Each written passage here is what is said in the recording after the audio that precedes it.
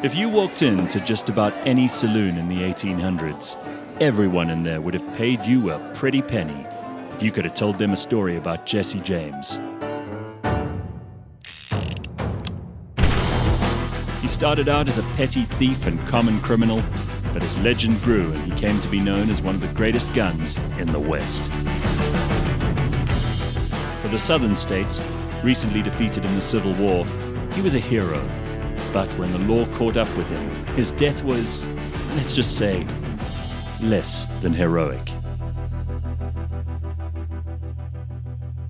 All the hired cowards, hard on the hunt for blood money, dared face this wonderful outlaw, one even against 20 until he had disarmed himself and turned his back to his assassins. When the war came, he was just turned 15. When the war closed, Jesse James had no home. Proscribed, hunted, shot, driven away from among his people, a price put upon his head. What else could a man do with such a nature except what he did do? Written by John Edwards. He was the newspaper editor who really made Jesse James famous. Correct. Well, you're listening to Blind History. I'm Gareth Cliff. My co-host is Anthony Mederer.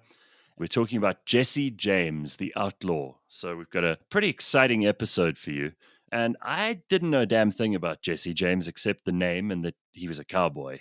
Turns out he was actually a bank robber, married his cousin. There's a whole lot of drama here. Yeah, I really enjoyed Jesse James. I read a lot of cowboy books growing up. So I always loved the Westerns. And he was the greatest outlaw of the Wild West. Yeah, I think it's fair to say that. I mean, he was a train robber. He was a guerrilla fighter. We forget that he was also the leader of more than one gang. And this all happened in the period after the Civil War. Before and after the Civil War. He was born at the time where the Confederates and the Unionists were going at each other, when Abraham Lincoln was president. You know, there was a lot happening in America at that time. And he certainly took advantage of that to build himself a reputation and steal some money. Yeah, I think it's important to look back at his parents. His dad, Robert James, came from a well-to-do family in Kentucky, and he had a bachelor's in theology. And he met Zeralda. She was young. She was 16 years old. And I love that name. Zeralda, yes. And she was quite vicious, as you'll see later. Yeah. Anyway, they got together and they moved to Clay County. They bought a small farm. Then they had 2 children. They had a third. Frank was born first, then Jesse, and then Susan. And he had a restless nature, Robert, but very well-to-do, successful. And they had slaves. And slaves was part of their upbringing when they grew up in Kentucky. And they brought that across to Missouri. It was also a slave county. And that was something that Jesse grew up with. And his brother, they used to go to the auctions with their parents, and they used to trade in slaves. But Robert was very restless, and it could have been to do with the fact that Zeralda was a bitch, but she was apparently scary. She walked around with a sawn-off shotgun, but ultimately in the end, he just kept going. And she did remarry. She married twice after Robert died. And you say she's scary, but she eventually ended up with a guy called Samuel. Correct. And Samuel was a doormat, basically, and which suited her very well. He got hanged in a tree. They didn't hang him to death, but they hanged him in a tree for a while because the Union soldiers suspected him of some subversive activities in the South, and he, obviously supporting the Confederates. And they apparently beat Jesse as well as a young boy. And this also made them hate the Republicans and the Northerners and, the anti-slavery movement, the abolitionists. And he absolutely hated them with a passion. He was just too young to join his brother Frank because, as you'd mentioned, so the Civil War started. There's a whole lot of background around the Civil War, and slaves played a big role in it. In other words, Lincoln and the Unionists, they wanted to abolish it. And within the county, some neighbors were Unionists, some were Confederates. So you didn't know if your neighbor was going to kill you or not. And he was 12, 13, growing up in this type of environment. Frank went out to join the Confederates and go fight against the Unionists. And Jesse had to stay at home. But he always, whenever his brother came, he was right with his brother. And apparently there's a legend or a story that he was cleaning one of Frank's army members' gun and he shot his tip of his finger off. But in general, he always wanted to join his brother. He was itching to get into the fight. Well, listen, these fights were skirmishes. I mean, they called these guys bushwhackers. And the northern forces were called jayhawkers. So I love these names that they gave them. But essentially, it was guerrilla warfare. It's like farm to farm. People would move through the countryside and take out anyone who they thought was an enemy. So there was quite a lot of bloodshed, and it couldn't have been a very happy time to live in Missouri. You never know whether someone's your enemy or your friend. You mentioned his mother was a tough cookie. Why do you say she was such a tough woman? Well, first of all, when Robert died, that's Jesse's dad, she had to look after them and everything was auctioned because she didn't have any control over the children because that was the law. And she looked after her family and on her own. And then also what she did was she would harbor all the bushwhackers used to come and used to put them up at night. To such an extent, there used to be a room, an open room that they never used, and the door was unlocked. And somebody that was on the run, a bushwhacker was on the run that might have taken out or scalped a unionist, they could come in at night, hook up the horse and go to sleep there and clean up and then sneak out in the morning. So she did harbor all the fugitives. And when unionists came, she was very aggressive to them as well. And she had a sawn-off shotgun. She had a sawn-off shotgun, correct. All right, so how did Jesse and Frank get into crime? It's all related to the Civil War that I can see. It was opportunity. I mean, it was just like there was chaos going around. They said, well, why not rob a bank or two in the beginning? Yes, 100%. And they always had that veil of fighting for the Confederates, even when the war had ended. I mean, that always said it was a convenient excuse. I mean, they used the politics of the Civil War to excuse themselves for being greedy thieves. But the scary thing was both sides were violent. So they used to scalp their victims and then tie them onto their saddles. Okay, but explain what scalping is, because people might not know. So basically, you cut off the scalp of your victim, so it's just above the brain. And you take that as a memento, or I don't know what you call it. It's a hat. It was really scary. And then one of the leaders of one of his gangs was Bill Anderson, but it was bloody Bill Anderson because he used to chop their ears off before he killed them. So let's just talk quickly about the newspaper editor that you read that piece from at the beginning. That helped to really start building the reputation of Jesse James, because he was just a normal gangster like a lot of other gang members that were running around at the time. And you mentioned bloody Bill Anderson. But where did his fame start, and how much did this newspaper editor have to do with it? So his fame started as the war ended. This newspaper editor, John Newman Edwards, was a Confederate soldier during the war. He was a bitter alcoholic, but content marketing basically started here. It's real proof of how they built a legend. And what Jesse James would do was he would write letters to John Edwards. And then John Edwards would often, he didn't have to embellish him that much because Jesse James really believed how great he was and how good he was. But it can just give you an idea, like the art of persuasion from a newspaper. One of the short articles that John Newman Edwards wrote that said that Jesse James wrote to him was, Jesse said, "We are not thieves, we are bold robbers. Hurts me very much to be called a thief. Makes me feel like they were trying to put me on par with Grant and his party. We are bold robbers and proud of the name, for Alexander the Great was a bold robber, and Julius Caesar, Napoleon Bonaparte, and Sir William Wallace were great robbers. Please rank me with them." Wow. So to him, robber was better than thief, but to me, they sound about the same. Yeah, I mean, he was a terrorist. If he lived today. Well, where did he get this reputation, though, for being like the Robin Hood of the West? Because he wasn't sharing it with anybody. Not at all. I think John Newman Edwards built that persona and the legend, and people loved it. All over America, they used to read all the stories about Jesse James's exploits. It said, "Open the safe or I'll blow your brains out." That was one of his famous statements, probably the only statement he said to the bank teller. And, at the time, very daring exploits. They used to rob stagecoaches. They used to rob trains. They used to rob banks.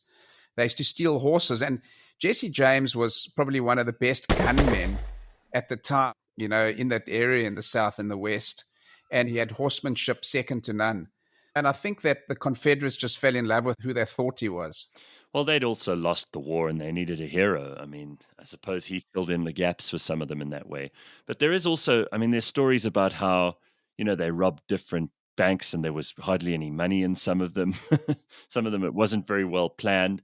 But there was an enemy, a guy who really hated him called Crittenden, who was actually the governor of Missouri, right? And Crittenden was so keen to have Jesse James and his brother Frank captured that he did just about anything, including breaking the law. And they eventually got Bob Ford. Bob and Charlie Ford. Bob and his, right, they were also brothers. So there was Frank and Jesse James, and there was Bob and Charlie Ford. And Bob Ford was actually a mole. He was in the gang in order to get Jesse James for Crittenden. Yes, correct. But he was just a thug like the rest of them. He was just a thief as well, but he didn't have the background of the war, so he wasn't a proper operator. So he was in awe of Jesse James, but you can't turn down, I think it was $5,000 on Jesse's head and $5,000 on his brother's head.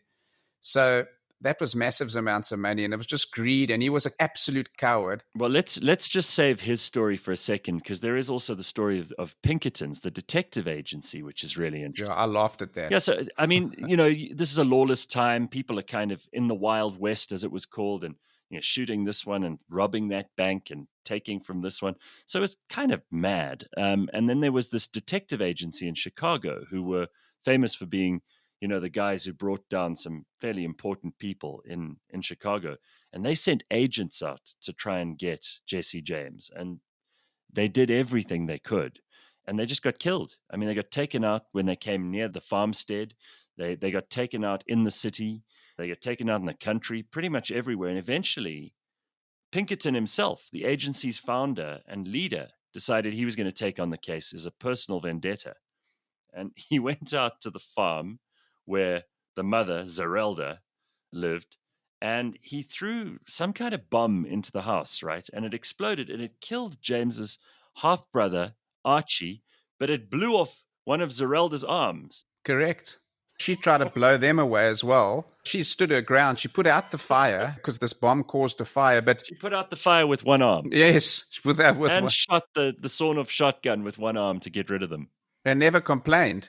The thing, though, is the Pinkertons were absolutely famous. I mean, you hear about the Pinkertons a lot, in these Western stories, and actually in the East. Yeah, there was a lot of things happening in Chicago and in New York, and the Pinkertons really made a difference. They even gathered military intelligence for the federal government, and also to stop Abraham Lincoln getting assassinated prior to him being president. And they got a very bad reputation for blowing up the farm. The southern states, they wanted retribution, and Jesse and Frank James, they said they should cancel all charges against them, so it backfired on the Pinkertons. And also, when the Pinkertons came out early on to sort it out, they just ended up dead. So these guys were so ineffectual against the James and Younger gang and Zerelda. Well, she sounds tough as nails. I would have liked to have met her, but I'm glad that we've encountered her in his story. Either way, back in 1882, in a house that they were staying in, this is Frank and no, it was just Jesse by that stage, because Frank had moved on. Frank had gone to live in Virginia with his family. Yeah, they were laying low, and Jesse was with his wife, who was his first cousin. You mentioned that a little bit earlier. And her name was also Zerelda. She was named after the mother. Yes. So, I mean, he got married to his cousin. This is a great family story for the West, right? Just like the ones you expect to read. Exactly, yeah. So they look quite a bit alike. It was Jesse and his wife, and the two children, and then the Fords, who were staying with them. And this is not the greatest way for a gangster to die, but he got up to clean a picture above the mantelpiece, and he got up on a chair, and while he was standing there cleaning the picture, Bob Ford pulled out his gun and basically put a bullet in the back of his head. Legend just creates all sorts of stories, and Jesse James knew the time was up, because he never went without his belt. I think when we were growing up, if my dad would say to me, "Do you want to go for some ice cream?" So I said, "Well, does Jesse James carry a gun?" That was always what we said, always the Pope Catholic, whatever those type of terms. And he took his gun belt off, which he never, ever did. He took his gun belt off. He turned his back on the two brothers. So there was almost like an inclination that was the end of the road, because he said so many times in his career that he would never be taken alive. Well, of course, he didn't know, or maybe he did, that Crittenden had sent the Fords to really essentially be inside men for him. And Bob Ford made some serious money after that, touring the whole of the United States, talking about how he killed Jesse James. They did road trips. They went to Broadway. They went all around the country to reenact how they had killed Jesse James. But eventually he was killed too. Yeah, in a saloon he had, but he died a drunk. I mean, his brother committed suicide. The fact that you killed Jesse James doesn't make you Jesse James, was so true in this instance. But what was also quite interesting was Jesse James, under pseudonym, had rented the house with his family. And so straight away the landlord, was a lady, came in and kicked the wife out with the children. kicked them onto the street, and she moved in there and she started selling souvenirs. There was only 1 or 2 bullets that killed him, but there were 50 bullets around that she kept handing out for souvenirs. Well, I mean, we must also remember that this is the 1800s. They didn't, like, the police didn't cordon it off. It wasn't called a crime scene. You could basically come in straight after he was shot. People were already touring the house and he was still lying there. Correct. Unbelievable. Anyway, there are rumors that he survived. Of course, most of them are complete nonsense. They did an autopsy. They exhumed the body eventually and they tested the DNA. And Jesse James was killed at that time. So there are all these guys who were pretending to be him, like there are people now who pretend to be Elvis. But I suppose it's an interesting life, right? Those novels that you were talking about, those comics, those Wild West books, mostly inspired by his story. But, they all reflect that he would never murder a child or a young boy. But ultimately, in the end, he did. And he also wore a Ku Klux Klan hat in one of his robberies. So there was a lot of violence in Jesse James, probably built up out of his career, where he grew up in this violent society of the Civil War. He didn't honestly take prisoners. I mean, he murdered so many people in his life. I think before he even turned 18, he'd already killed 50 people or something crazy. So like a lot of the people we cover, it's so difficult to describe villain, hero. I suppose it's on which side of the fence you're on. Well, listen, they still have celebrations in Minnesota. They've got the Defeat of Jesse James Day, which is the largest outdoor celebration in the state. It's held annually in September, and thousands of people watch reenactments of the robberies, a championship rodeo, a carnival, and a whole lot of 19th century melodramas. So people are still into the story, even now. There was a lot of famous movies. I think the last one was in 2007 with Brad Pitt, who played Jesse James, and that was also quite a romantic portrayal as well, to a certain extent. He definitely ended up being larger than life. And I suppose that's the way he died as well. Jesse James, the outlaw. Blind History is brought to you by Taylor Blinds and Shutters. All the episodes are available on the cliffcentral.com website and app, as well as Apple Podcasts, Google Podcasts, Spotify, or wherever you get your podcasts.